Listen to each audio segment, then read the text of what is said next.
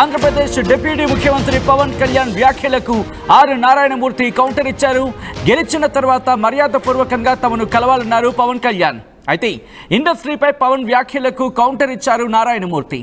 మీరు రాజులు, మీరు చెప్పినట్లే కలుస్తాం.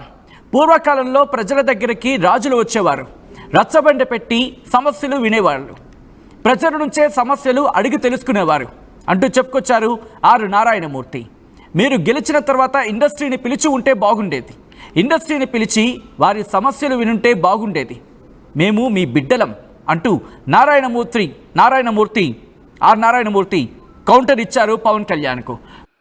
రీసెంట్గా ఇండస్ట్రీ మొత్తం పర్సంటేజ్ కావాలని మ్యాక్సిమం అబౌవ్ 80% అనే ఇష్యూ మీద చర్చలు జరుపుతూ both producer council and film chamber అనేక చర్చలు జరుపుతూ కొనసాగిస్తున్న దశలో ఎప్పుడు చర్చలు ఫలప్రదం అవుతాయా, ఎప్పుడు సినిమా ఇండస్ట్రీలో పర్సంటేజ్ సిస్టమ్ వస్తుందా అని ఎదురు చూస్తే నాలాంటి సగటు నిర్మాతలందరికీ కూడా తీరని విఘాతం జరిగింది. ఈ మధ్య రీసెంట్గా ఒక విషయం ఏంటంటే, హరిహరి వీరమల్లు అనే సినిమాని ఆపడం కోసమే జూన్ 1 నుంచి బంద్ ప్రకటిస్తున్నారు పర్సంటేజ్ కానీ ఇవ్వకపోతే అనే మాట రావడం అనేది చాలా దుర్మార్గం. It's a trash. అది ఉత్తిది, అది కరెక్ట్ కాదు, అందులో కుట్ర ఉంది, ఆ కుట్రదారులు ఎవరు తెలుసుకోవాలి అని స్వయంగా పవన్ కళ్యాణ్ గారు ఆఫీస్ నుంచి రావడం అనేది, స్వయంగా సినిమాటోగ్రఫీ మంత్రి దుర్గేష్ గారు మాట్లాడడం అనేది కరెక్ట్ కాదు. ఎందుకంటే మిత్రులారా, ప్రొడ్యూసర్ కౌన్సిల్ కానీ ఫిల్మ్ ఛాంబర్ కానీ అది సినిమా పరిశ్రమ పాలనా సంస్థలు, ఆ రెండు సంస్థలు కూడా బంద్ ప్రకటిస్తామని ఇప్పుడు చెప్పలా. డిసిషన్స్ ఆర్ గోయింగ్ ఆన్ అని చెప్పారు వాళ్ళు. దట్ ఇంకో విషయం చెప్తున్నా మీకు, బంద్ అనేది ప్రజాస్వామ్యంలో ఒక బ్రహ్మాస్త్రం.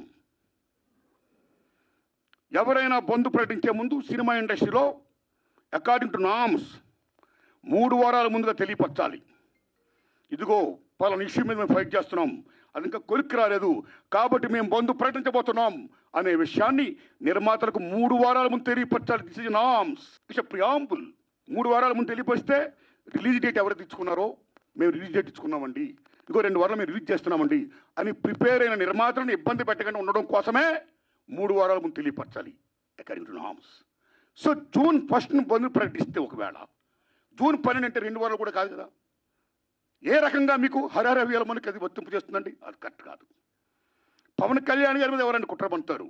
తెలుగు చలనచిత్ర పరిశ్రమలో విశ్వవిఖ్యాత నట సార్వభౌమ ఎన్టీ రామారావు గారు, భారతదేశంలో ఎన్టీఆర్ మన తెలుగు జాతిని ఖ్యాతిని చేసిన మహనీయుడు, as a politician, as a CM, like this anything else.